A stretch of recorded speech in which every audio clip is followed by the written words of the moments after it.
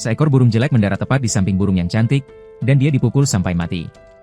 Gu, seorang pemuda biasa, bersiap-siap untuk pergi ke wawancara kerja, sambil mengeluh tentang kenyataan bahwa orang-orang cantik lebih beruntung, sementara orang-orang jelek atau biasa-biasa saja lebih menderita. Saat melewati ruang tamu, dia melihat siaran berita yang mengumumkan dekret terbaru dari Ratu Cantik, yang melarang orang-orang jelek berkeliaran di jalan. Gu mengabaikan TV dan mematikannya. Saat dia bersiap untuk keluar, dia memberitahu adik perempuannya, Meng, untuk tidak pergi keluar. Dalam perjalanan menuju wawancaranya, Gu melihat seorang polisi menangkap seorang otaku yang hanya mencoba membeli figur anime baru. Dia juga melihat seorang pria pendek, botak, dan gemuk yang berusaha menghindari pihak berwenang. Ternyata pria ini adalah orang jelek kelas 3 bintang yang langka yang telah menghindari penangkapan selama 5 bulan. Para petugas diberikan izin untuk mengambil gambar. Setelah dipukuli oleh polisi, pria itu dituduh melakukan kejahatan karena jelek. Hukuman yang dijatuhkan adalah penjara seumur hidup, serta penyitaan semua hartanya. Dan dilarang untuk tidak pernah melihat kecermin lagi. Sebuah pasangan muda mengejek pria itu karena jelek, dan pada saat yang sama, seorang ibu memperingatkan anaknya untuk tidak pernah meninggalkan rumah. Kerumunan berkumpul di sekitar pria jelek itu, dan mereka mulai berteriak kata-kata kasar kepadanya. Gu mengamati semua ini dengan semakin jijik. Gu tersadar dari lamunannya, dan diberitahu bahwa dia telah lulus wawancara. Perayaannya tidak berlangsung lama. Mereka hanya mempekerjakannya untuk masa percobaan selama 90 hari. Di sisi lain, Cha, atasannya, telah berulang kali dipromosikan karena kecantikannya. Untuk menambahnya, dia memiliki cuti 6 bulan per tahun. Gu merasa depresi. Suatu sore, Gu dipanggil ke kantor, di mana Cha menegurnya karena sangat jelek sehingga dua klien mereka membatalkan pesanan. Gu beralasan bahwa dia sudah mengenakan jas dan potongan rambut yang paling modis yang bisa dia bayar. Tetapi Cha menyuruhnya untuk diam. Dia memerintahkannya untuk berlutut, dan dia pun berlutut. Ketika dia menatap ke atas, Cha menatapnya tepat di mata, membuatnya terhuyung ke belakang. Cha melanjutkan tirade kejamnya terhadapnya, mengklaim sebagai seorang pria yang telah lama berada dalam kegelapan. Cha sekarang adalah seorang pria yang telah lama berada dalam kegelapan. Dia telah berada dalam kegelapan untuk waktu yang lama. Dia telah berada dalam kegelapan untuk waktu yang lama. Dia telah berada dalam kegelapan untuk waktu yang lama. Dia telah berada dalam kegelapan untuk waktu yang lama. Dia telah berada dalam kegelapan untuk waktu yang lama. Dia telah berada dalam kegelapan untuk waktu yang lama. Dia telah berada dalam kegelapan untuk waktu yang lama. Dia telah berada dalam kegelapan untuk waktu yang lama. Dia telah berada dalam kegelapan untuk waktu yang lama. Dia telah berada dalam kegelapan untuk waktu yang lama. Dia telah berada dalam kegelapan untuk waktu yang lama. Mengklaim bahwa dia merasa depresi hanya dengan melihat wajah jeleknya. Untuk menambah penghinaan, dia berharap dengan keras agar semua orang jelek mati. Setelah bekerja, Gu mengangkat sejumlah besar kotak atas permintaan Cha. Ketika dia bertanya mengapa dia harus mengambil waktu setelah bekerja untuk ini, dia menyuruhnya untuk berhenti membantah dan membantunya pindah dan membersihkan rumahnya. Gu dengan enggan melakukan apa yang diperintahkan, dan dia mulai dengan tumpukan piring yang menumpuk di wastafel sebelum melanjutkan dengan mengepel. Sementara Cha mandi santai, dia menyuruhnya untuk membersihkan kamarnya setelah dia selesai mencuci pakaiannya. Ketika dia keluar dari mandi, dia juga menyuruhnya untuk membersihkan kamar mandinya dan tidak melihatnya. Gu berjalan melewatinya agar bisa membersihkan bak mandi, tetapi dia secara tidak sengaja menginjak jari kakinya. Secara fisik dan mental kelelahan, Gu terhuyung-huyung pulang, membawa ayam yang dijanjikannya kepada Meng. Ketika dia tiba, Meng mengangkat selembar kertas, bertanya kapan dia bisa pergi keluar. Dia merasa kasihan pada saudarinya dan memeluknya. Sesuatu harus berubah, dan dia berjanji padanya bahwa suatu hari nanti, dia akan bisa berjalan. Di jalan dengan bangga. Keesokan harinya, Gu bangun dan berangkat kerja, di mana orang-orang yang lebih cantik diberikan tempat duduk prioritas. Bahkan di zebra cross, orang-orang yang lebih menarik diizinkan untuk berjalan lebih dulu. Sambil menunggu gilirannya, Ratu Kecantikan membuat siaran kejutan. Beberapa orang pingsan hanya dengan melihat kecantikannya. Ratu mengungkapkan bahwa beberapa penjahat telah ditangkap mencoba mengubah penampilan mereka melalui operasi. Eksekusi mereka melalui tembakan kamera ditayangkan secara publik. Ratu mengingatkan mereka semua untuk tidak mencoba mengubah penampilan mereka dengan cara apapun di bawah ancaman kematian. Gu, kembali di kantor, dipaksa untuk merendahkan diri di depan Cha sebagai hukuman karena mengabaikan panggilannya. Sementara Gu terbaring, Cha dengan kejam menghinanya karena jelek dan mengatakan bahwa dia seharusnya tahu tempatnya. Ketika Gu pulang, dia menemukan voucher kecil terjepit di bawah pintu. Ketika dia masuk, dia memperhatikan bahwa Ming tidak keluar untuk menyambutnya. Dia menolak untuk keluar dari kamarnya. Keesokan harinya, Gu mengikuti petunjuk pada voucher dan menuju toilet taman umum. Dia tiba di bilik yang ditentukan, tetapi setelah memeriksa setiap sudutnya, dia tidak menemukan apa-apa. Mengingat kata sandi sewer, sebuah panel tersembunyi di bawah kakinya tergeser, menjatuhkannya beberapa kaki ke bawah tanah. Setelah bangkit, Go menjelajahi kegelapan saluran pembuangan. Dia tiba-tiba bertabrakan dengan dinding tak terlihat, dan kamera canggih mulai memindainya. Setelah mengonfirmasi bahwa dia jelek dan memiliki voucher, mereka melemparkannya ke serangkaian tabung lainnya.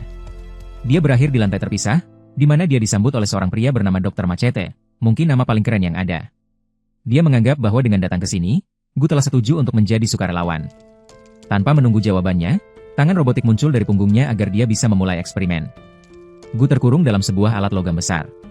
Tiba-tiba, petugas polisi menggerebek laboratoriumnya dan menangkapnya karena membahayakan keamanan nasional.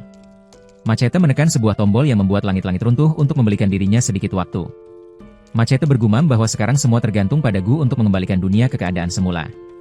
Ketika asap menghilang dan debu mereda, Kapsul terbuka. Petugas polisi menyerbu kapsul dengan kamera mereka siap. Ketika seorang wanita mulai mendekati mereka, detektor kecantikan petugas tiba-tiba melampaui batas. Hanya ratu kecantikan itu sendiri yang diketahui memiliki peringkat kecantikan bintang 5. Gadis itu begitu menawan sehingga para petugas secara fisik terkejut dan jatuh ke tanah, menjatuhkan kamera mereka dalam prosesnya. Gadis itu, yang ternyata adalah Go, melihat ke cermin yang pecah dan menyadari bahwa dia telah berubah menjadi seorang gadis. Sambil mencoba mencari tahu apa yang terjadi, Go menyadari bahwa Machete telah mengubahnya menjadi gadis. Dibalut oleh aura yang bersinar, Go meninggalkan reruntuhan laboratorium dan kembali ke permukaan melalui penutup lubang. Go mendapati dirinya di tengah persimpangan yang sibuk di mana setengah orang jatuh cinta, tetapi semua orang membungkuk dalam penyembahan. Semua orang memenuhi setiap kebutuhannya dan Go tiba-tiba mendapati dirinya dilengkapi dengan pakaian baru. Go memasuki gedung kantornya yang lama dan meminta pekerjaan. Orang sumber daya manusia langsung mempekerjakannya dan dia segera diangkat sebagai CEO baru RET, sebuah perusahaan teknologi. Dia diberikan kantor baru yang luas sebagai bonus, dan untuk pertama kalinya, Go merasakan keuntungan menjadi orang yang menarik. Sambil menikmati hidup barunya, dia meminta agar direktur departemen muncul. Cha dengan sopan memasuki ruangan dan dengan antusias menawarkan jasanya kepada Go.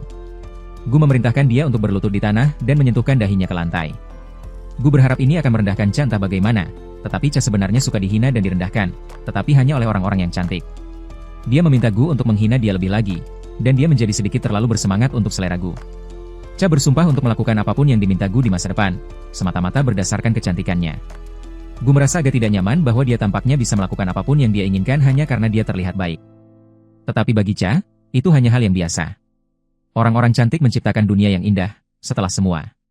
Cha berseru bahwa kecantikan Go begitu luar biasa sehingga dia mungkin bisa bergabung dengan penjaga kecantikan, lingkaran elit ratu. Go menyadari potensi kekuatan yang bisa dia miliki sebagai seorang yang cantik. Penjaga bertekad untuk mencapai titik itu demi perbaikan hidup Meng. 4 penjaga kecantikan mengetahui kemunculan seorang kecantikan bintang 5. Namun, mereka tampaknya tidak khawatir sedikit pun, dan memutuskan untuk tidak memberitahu Ratu tentang insiden ini. Pagi berikutnya, Go menonton siaran berita tentang seorang pria bintang 1 yang negatif yang secara sukarela menyerahkan diri kepada pihak berwenang setelah bertemu dengan satu batalion kecantikan bintang 2 yang sedang membersihkan toilet. Selanjutnya, lonjakan penangkapan orang-orang jelek baru-baru ini telah memberikan tekanan besar pada sistem penjara, menyebabkan beberapa orang mempertimbangkan ide untuk mengeksekusi para tahanan terjelek. Cha bertanya kepada Go mengapa dia memerintahkan kecantikan bintang 2 untuk membersihkan toilet, dan dia menjawab bahwa itu semua adalah tindakan rumit untuk menjaga orang-orang jelek agar tidak terlihat di depan umum. Cha menghargai kecerdikan ini, yang dia yakini pada akhirnya akan mengusir semua orang jelek menuju kepunahan. Go mengetahui bahwa Cha berpikir bahwa semua orang cantik itu pintar sementara semua orang jelek itu. Bagi dia, itu hanya masuk akal. Go membisikkan ke telinganya bahwa suatu hari dia akan membuatnya merasakan penghinaan yang sama, yang cukup untuk membuatnya lemas. Sebelum pergi, Go meminta informasi tentang cara menuju penjara gerbang jelek. Cha membawa Go ke pusat data pemerintah, tetapi memperingatkannya bahwa hanya Ratu yang memiliki wewenang untuk memasuki ruang data rahasia. Dia berharap bahwa kecantikan Go cukup untuk memikat staf. Go mencari melalui buku teks demi buku teks, mencoba mencari tahu lebih banyak tentang penjara, dan dia belajar tentang perangkat yang disebut seismograf estetika. Tiba-tiba, listrik padam. Berlari ke atap, dia dan Cha menemukan seorang wanita berpakaian jubah putih elegan. Cha mengidentifikasinya sebagai salah satu dari 4 penjaga kecantikan, kelopak mawar merah muda, Lord Bright. Bright bertanya apakah dia yang mengirimkan 2002 bintang kecantikan untuk membersihkan toilet, dan sebagai tanggapan, Go bertanya apakah dia tahu tentang seismograf estetika. Nada Bright tiba-tiba berubah. Go seharusnya tidak tahu tentang seismograf, yang berarti dia harus dihancurkan. Bright mengejek bahwa Go hanya sedikit lebih cantik dari rata-rata dan bahwa dia seharusnya tidak terlalu percaya diri. Bright melepas jubahnya dan mengaktifkan serangkaian drone detektor estetika yang terbang ke langit. Dia menjelaskan bahwa robot-robot ini, yang dirancang dan disetujui oleh Ratu Kecantikan itu sendiri, akan memindai kecantikan kedua belah pihak, menilai mereka, dan menghancurkan kecantikan yang lebih rendah. Go dinilai sebagai kecantikan bintang 4, tetapi Bright adalah kecantikan bintang 4,5. Bright tertawa. Selama dia bersinar dalam cahayanya, kecantikannya hampir tidak tertandingi. Nasib Go tampaknya sudah ditentukan, tetapi tiba-tiba drone-nya mati dengan sendirinya. Menolak, Bright berbalik untuk melihat bahwa Cha telah mencabut konsolnya. Tanpa cahayanya, kecantikan Bright merosot menjadi 1,5 bintang, menjadikannya target bagi drone-nya. Drone-drone itu menembaknya, mengubahnya menjadi seperempat dari apa yang tampak seperti sebuah lambang. Go mengambil potongan lambang itu dan bertekad untuk menuju penjara Ugly Gate. Malam itu, 3 ksatria yang tersisa membahas kekalahan Bright, tetapi mereka semua setuju bahwa dia adalah yang terlemah di antara mereka. Namun, sekarang bahwa Go telah menjadikan dirinya musuh mereka, mereka semua mempersiapkan diri masing-masing.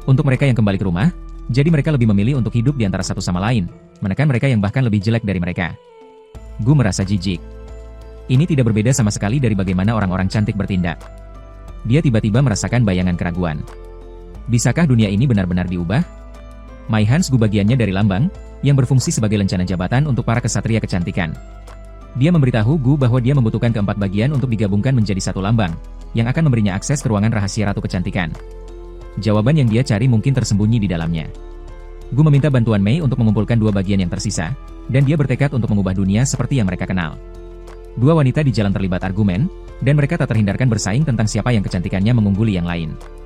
Drone detektor estetika Ratu Kecantikan memindai kedua wanita tersebut dan membunuh yang memiliki nilai kecantikan lebih rendah.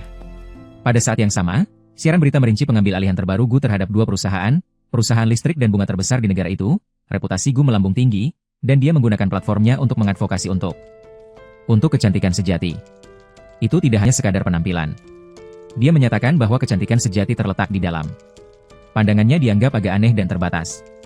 Meng ditinggalkan sendirian di rumah, dengan Gu meninggalkan surat yang mengklaim bahwa dia akan pergi dalam perjalanan bisnis untuk sementara waktu, tetapi berjanji bahwa rumah mereka akan direnovasi saat dia pergi.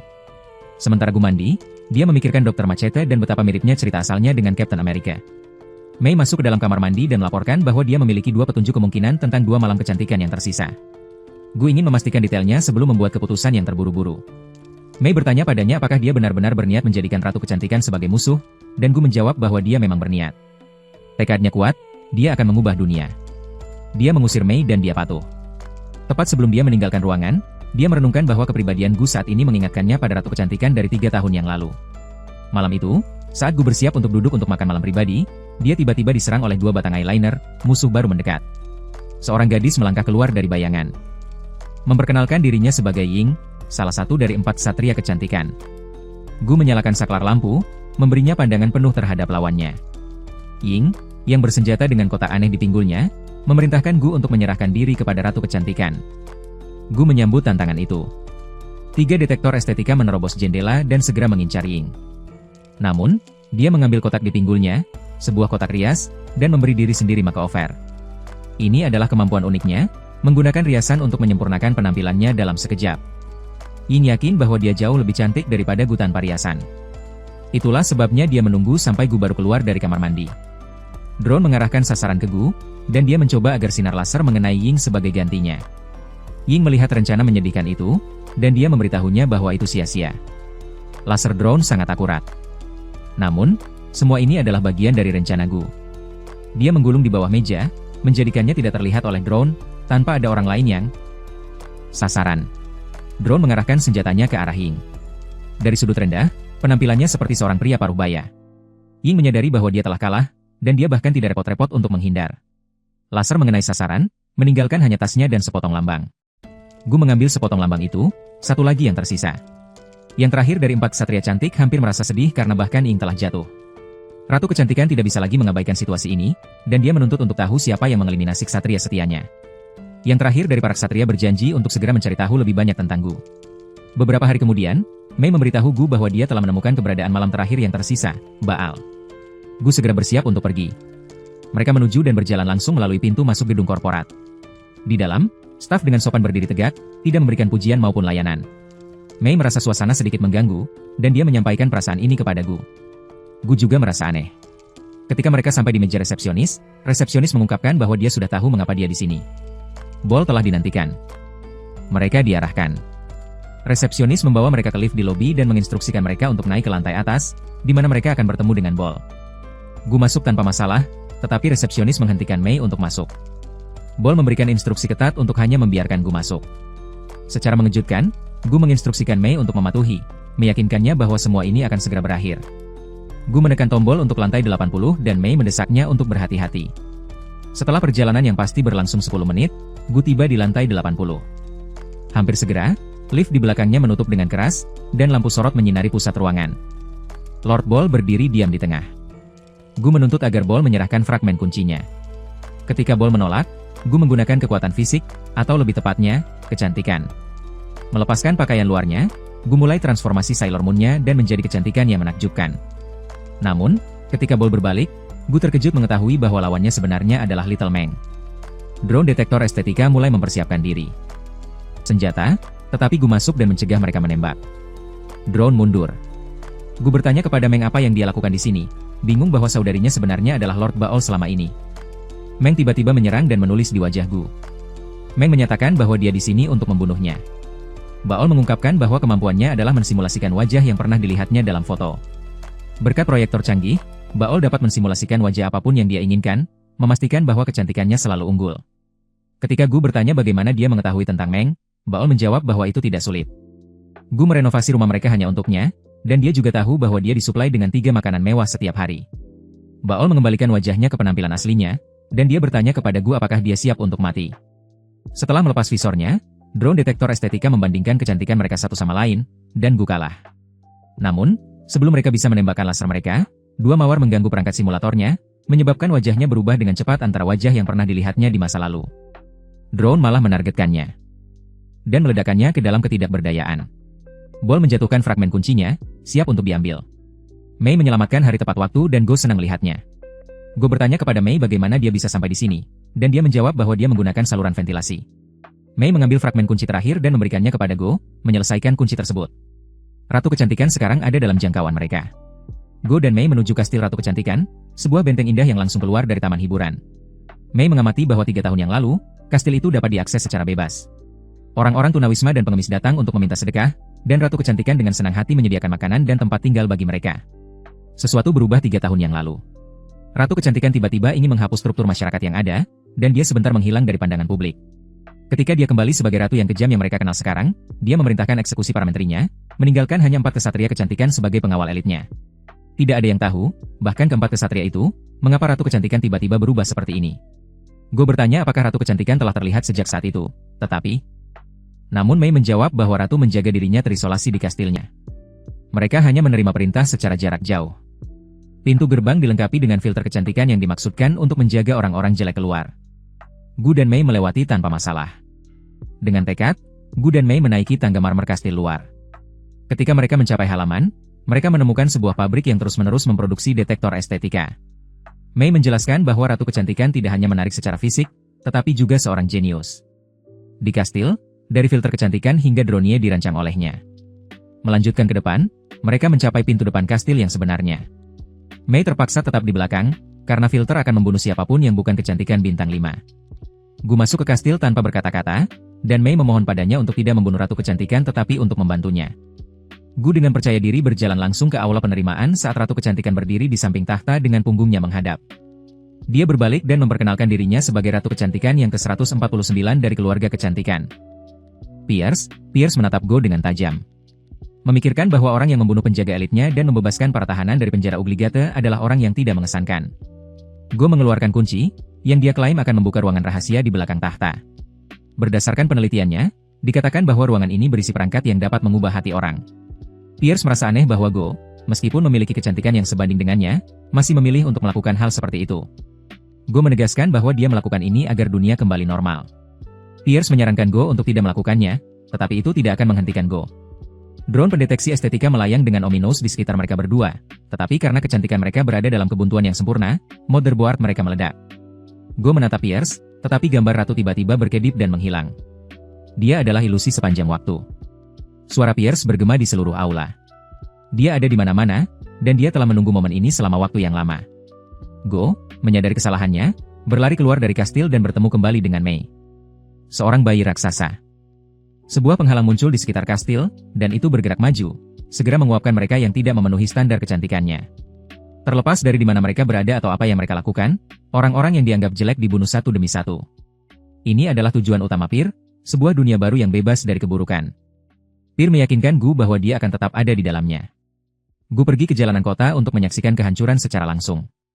Sebuah hologram Pir muncul di atas kota, dengan gembira mengumumkan kepada rakyatnya bahwa filter kecantikan akhirnya telah selesai. Saat ini, filter tersebut hanya berada di tingkat pertama, mengeliminasi mereka yang dianggap cantik 1 bintang dan di bawahnya. Namun, dia berniat untuk meningkatkan tingkatnya hingga hanya individu yang paling cantik yang tersisa. Saat gelombang menghancurkan kota, Gu bergegas pulang untuk mencoba menyelamatkan Meng dari bahaya. Sebuah kamera turun dan memindai Gu, tetapi menolak masuk. Gu memohon dan merayu Meng untuk membuka pintu, memperingatkannya tentang bahaya yang akan datang. Dia mengaku sebagai saudaranya dan memohon agar dia keluar, ketika kamera menolak membiarkannya masuk. Gu menggunakan perangkat Baal untuk mengubah penampilannya menjadi milik Meng, dan pintu brankas terbuka lebar. Gu bergegas masuk ruangan tetapi menemukan Pers sebagai gantinya. Kebenaran segera menjadi jelas. Meng berada di belakang Pers. Meng adalah ratu kecantikan sejak awal.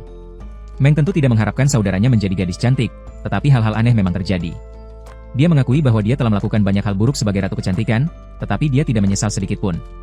Saatnya untuk mengakhiri sandiwara ini. Gu masih dalam penyangkalan. Tidak mungkin adik perempuannya yang baik hati bisa menjadi Pers. Meng mendengus bahwa Gu tidak tahu apa-apa tentang dirinya. Gu mencoba membujuk saudarinya untuk ikut bersamanya, tetapi Meng tidak akan pergi kemana-mana. Dia akan menunggu akhir datang dengan sendirinya. Dengan menekan tombol, Gu dilempar keluar dari apartemen oleh lengan robot. Gu, bingung, bertanya kepada Meng dengan sia-sia mengapa dia melakukan semua ini. Saat dia merangkak di lantai, Dr. Machete muncul entah dari mana dan memerintahkannya untuk membawa kunci keluarga kembali ke kastil. Di bawah takhta terdapat aula penemu, yang menyimpan kekuatan untuk memperbaiki segalanya. Semua ini dilakukan agar Go berhasil.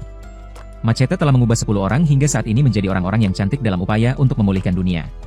Namun sejauh ini, semua orang tersebut memilih untuk menggunakan penampilan mereka untuk menerapkan tirani. Saat ini, hanya Go yang bisa menyelamatkan dunia. Machete memberinya sampel kecil darah kerajaan, yang akan menipu detektor estetika. Di dalam lab, kebenaran akan terungkap. Gu tanpa kata mengambil sampel darah dan menuju ke kastil. Setibanya di sana, dia menggunakan kunci keluarga pada takhta, yang menurunkannya ke laboratorium bawah tanah berteknologi tinggi. Di tengahnya terdapat konsol kecil, dan Gu berlari ke arahnya. Pada saat yang sama, Meng menyambut dengan tangan terbuka kematian yang akan datang. Filter kecantikan menyelimuti Meng dalam cahayanya, tepat saat Gu memasukkan sampel darah ke dalam konsol. 3 tahun yang lalu, seorang Meng muda melepaskan bayi penyu ke dalam sungai, hanya untuk ditangkap oleh Ratu Pierce. Dia berjanji tidak akan memberitahu siapapun bahwa dia ada di sini. Ketika dia bertanya kepada Meng mengapa dia melepaskan penyu, Meng menjelaskan bahwa dia sering membelinya dari kolektor dan membebaskannya. Dia mengaitkan ini dengan dirinya sendiri, karena saudaranya juga melarangnya meninggalkan rumah karena penampilannya yang sederhana. Pierce telah melihat orang-orang cantik bertindak buruk, dan dia telah melihat orang-orang yang tampak biasa-biasa saja mampu melakukan tindakan kebaikan yang luar biasa. Dia menyatakan bahwa kura-kura itu bebas, berkat Meng. Namun, Meng tidak menghargai kata-katanya. Dia mendengus bahwa tidak mungkin Pierce bisa memahami bagaimana perasaannya dan orang-orang jelek lainnya, karena dia terkurung dan dimanjakan di menara gadingnya. Meng, yang mulai tenang, meminta maaf atas ledakannya. Pierce memaafkannya, dan dia membawanya ke laboratorium bawah tanahnya melalui takhta. Di dalam, Pierce menunjukkan kepada Meng detektor estetika miliknya, sebuah perangkat yang melindungi orang yang lebih menarik dalam setiap argumen. Dia telah membuang ide itu sejak lama, menyadari betapa gila ide itu. Dia juga menunjukkan perangkat lain yang kemudian akan digunakan oleh 4 ksatria, semuanya dibuatnya secara tiba-tiba selama perang. Liburan. Dia menyoroti perangkat terbarunya, Beauty Film, yang dapat membuat penggunanya menjadi cantik. Akhirnya, dia menunjukkan kepada Meng sebuah perangkat yang telah ada dalam keluarganya selama beberapa generasi. Struktur besar yang mirip pilar yang dikenal sebagai aesthetic, seismograf, memiliki kekuatan untuk mengendalikan tambang magnetik planet dan mengubah persepsi orang-orang. Dia menceritakan bahwa, lama dahulu, nenek moyangnya hidup di dunia di mana uang dan tinggi badan dipuja dan bahwa siapapun yang memiliki bakat orasi yang cukup bisa menjadi raja. Akhirnya, nenek buyut Pierre menetapkan bahwa kecantikan adalah standar dunia dan Pierce telah menjaga perangkat itu sejak saat itu. Selama ini, Pierce bertanya-tanya apakah apa yang dia lakukan itu benar, apakah kecantikan benar-benar standar terbaik untuk mengukur kemanusiaan. Namun, secara mengejutkan, seorang pria mengambil salah satu penemuan Pierce, pistol penampilan, dan mengarahkannya ke ratu. Pierce berubah menjadi Heihachi Mishima, yang kemudian kita kenal sebagai Dr. Machete. Ming melemparkan pistol itu ke tanah dan menghancurkannya, memastikan bahwa Machete tidak akan pernah kembali menjadi Pierce. Mai mengungkapkan bahwa dia berbohong tentang kura-kura sebelumnya. Dia hanya melepaskan mereka karena mereka mengingatkannya pada ketidakindahannya. Dia tahu bahwa dia tidak menarik, tidak berbakat, dan tidak cerdas. Dia menganggap dunia tempat mereka tinggal tidak adil dan busuk hingga ke inti. Orang-orang cantik tidak akan pernah memahami perjuangannya. Maing ingin menjadi seperti Pierce. Pierce mencoba untuk berunding dengan Maing, menawarkan untuk mencari cara agar dia bisa menjadi cantik di masa depan. Maing menjawab bahwa dia ingin cantik sekarang. Meng berubah menjadi Pierce. Pierce memperingatkannya bahwa alat itu akan berhenti berfungsi dalam 3 tahun, tetapi pada saat itu, Meng mengklaim semua orang akan mati bersamanya. Meng, sekarang mengklaim gelar Ratu Pierce, memerintahkan Pierce lainnya untuk menghilang. Sebuah drone menembakkan laser ke arah Pierce, tetapi dia berhasil melarikan diri dengan menggunakan remote khusus yang dia sembunyikan. Meng memiliki 3 tahun untuk menjalani kehidupan yang indah, sementara Pierce berjalan pincang dalam tubuh karakter permainan pertarungan. Siapa yang menyaksikan semua kenangan ini terungkap? Kebenaran dunia. Kenangan-kenangan itu menyatu menjadi sebuah wajah dari Pierce. Pierce mengakui bahwa dia adalah Machete, pria yang sama yang membantunya menjadi wanita cantik. Gu khawatir tentang saudarinya, tetapi Pierce meyakinkannya bahwa waktu di dalam ruang ini terpisah dari dunia luar. Pierce menjelaskan bahwa mereka berada di dalam ruang dalam seismograf, di mana kesadarannya dan kesadaran para pendahulunya disimpan. Darah yang dia berikan kepada Gu sebelumnya membuka akses ke sana. Gu bertanya bagaimana dia bisa mematikan filter kecantikan, dan Pierce menjelaskan bahwa semua perangkatnya berjalan dengan daya yang diberikan oleh seismograf. Filter kecantikan, yang mulai dikembangkan oleh Meng sendiri, tidak bisa dihentikan lagi. Gu bertanya bagaimana dia bisa menghentikan filter tersebut dari membunuh semua kehidupan yang tidak cantik, dan Pierce menjawab bahwa hanya ada satu cara untuk memilih kembali standar kecantikan. Tidak ada alternatif lain. Pierce mengungkapkan bahwa dia telah lama memikirkan apa standar yang tepat untuk orang-orang seharusnya. Dia telah mengamati ingatan para pendahulunya, yang semuanya memiliki jawaban berbeda untuk pertanyaan itu. Beberapa memuja tinggi badan, yang lain kesehatan, dan yang lainnya uang. Generasi yang berbeda. Generasi menghargai estetika yang berbeda, dan standar ini selalu berubah. Namun, dia telah menemukan bahwa ada satu hal yang konstan, yaitu orang biasa. Dia mendorong Go untuk mengubah aturan sehingga orang-orang biasa menjadi standar baru, tetapi ini akan membunuh mereka yang tidak memenuhi standar tersebut. Dia meminta Go untuk memilih. Go terdiam sejenak sebelum menyatakan bahwa dia tidak akan membuat pilihan. Dia membenci dunia ini, di mana kecantikan menjadi penentu segalanya. Dia dengan putus asa berusaha melawan dunia itu dan gagal, tetapi semuanya berubah ketika dia menjadi cantik. Dari posisinya yang baru berkuasa, dia membuat orang-orang bintang tinggi melakukan pekerjaan orang-orang bintang rendah dan membebaskan para tahanan dari penjara obligate. Namun, dia sekarang tahu bahwa dia salah. Cha benar. Kecantikan tidak selalu buruk. Yang buruk adalah menggunakannya sebagai standar hidup yang mutlak. Gu melihat jalan keluar lain dari ini. Hancurkan seismograf sepenuhnya. Teman-teman. Terkejut. Mengatakan padanya untuk mempertimbangkan kembali. Tanpa seismograf, peralatannya. Peralatan di seluruh negara dan dunia akan berhenti berfungsi. Dunia akan jatuh ke dalam kekacauan, dan Gu sendiri mungkin mati. Gu telah menerima nasibnya. Dia yakin bahwa, bahkan tanpa drone yang memberitahu orang-orang nilai mereka, orang-orang akan memutuskan sendiri apa nilai mereka. Orang-orang yang dianggap jelek tidak akan lagi bersembunyi dalam rasa malu. Setiap orang akan memiliki kesempatan yang sama untuk mengukir nama untuk diri mereka sendiri. Dunia itu sudah cukup. Gu memanggil semua drone kembali ke kastil, dan dia memerintahkan mereka untuk menargetkan seismograf. Dalam konser yang bersatu, drone-drone itu membuka tembakan ke perangkat tersebut. Laboratorium Pir hancur berkeping-keping saat tubuh Go perlahan-lahan runtuh. Pir perlahan-lahan menghilang, dan dia berharap bahwa Go telah membuat pilihan yang tepat. Hasilnya instan, orang-orang diselamatkan. Machete kembali menjadi milik Pir, dan Mayang membuka matanya untuk menemukan dirinya masih hidup. Seismograf hancur, tetapi Go juga. Di saat-saat terakhirnya, dia berharap dunia menjadi indah. Dia mengucapkan selamat tinggal terakhir kepada Ming. Kastil diliputi oleh pil besar. Cahaya saat itu dihancurkan. Sinar itu bisa terlihat dari jarak jauh. Meng, menyadari bahwa Gu mengorbankan dirinya, berteriak dalam kesedihan. 2 tahun berlalu. Kengerian hari itu diabadikan dalam sebuah monumen, dengan banyak orang memberikan penghormatan kepada yang telah meninggal. Ada banyak desakan agar Pierce palsu segera ditangkap.